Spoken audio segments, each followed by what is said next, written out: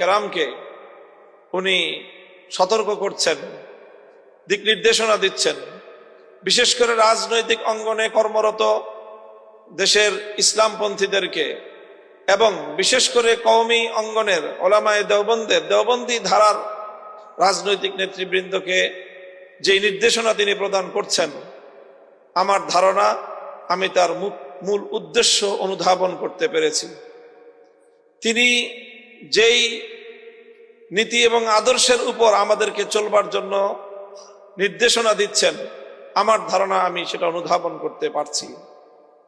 সেই জায়গা থেকেই আমি আমার বক্তব্য প্রদান করছি। সাআতলুবু বুআদাদ-দারি আনকুম লিতাকরুবু ওয়া তাসকুবু আইনায়াদ দুমুআ লিতাজমুদা।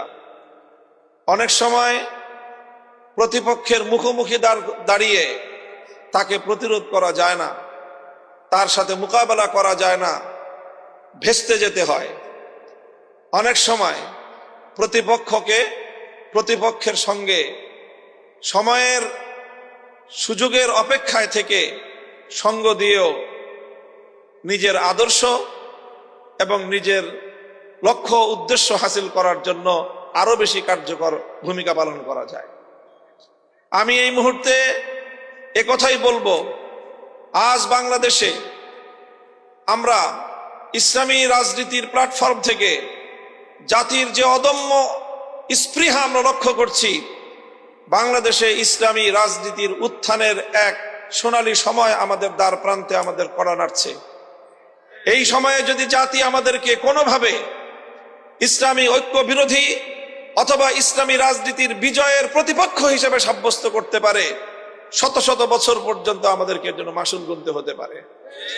এই জন্য বৃহত্তর স্বার্থে ইসলামী রাষ্ট্র প্রতিষ্ঠার যে আমাদের আজন্ম স্বপ্ন, সেই স্বপ্নকে আরো এক কদম এগিয়ে নেওয়ার জন্য আজকের এই বাংলাদেশের চলমান এই প্রেক্ষাপটকে অনুকূল পরিবেশ বিবেচনা করে আমরা বাংলাদেশে আগামী দিনে ইসলামী রাজনীতিকে এমন এক উচ্চতায় উন্নীত করতে চাই এবং আমি আত্মবিশ্বাসী সেটা আমরা করতে সক্ষম হব।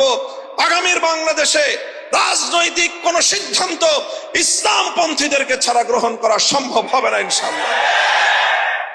বাংলাদেশ জাতীয় উলামা কাউন্সিল বাংলাদেশের অগ্রযাত্রা শক্তিশালী হোক এবং দেশের আলেম সমাজের মধ্যে তারা একটা ঐক্য সূচিত করতে পারুক এবং সেই জায়গায় অন্যান্য সেক্টরে কর্মরত বিশেষ করে রাজনৈতিক ময়দানে যারা কাজ করছেন তাদের ধর্মীয় পরামর্শ এবং অভিভাবকত্বের জায়গায় যেন তারা ভূমিকা পালন করতে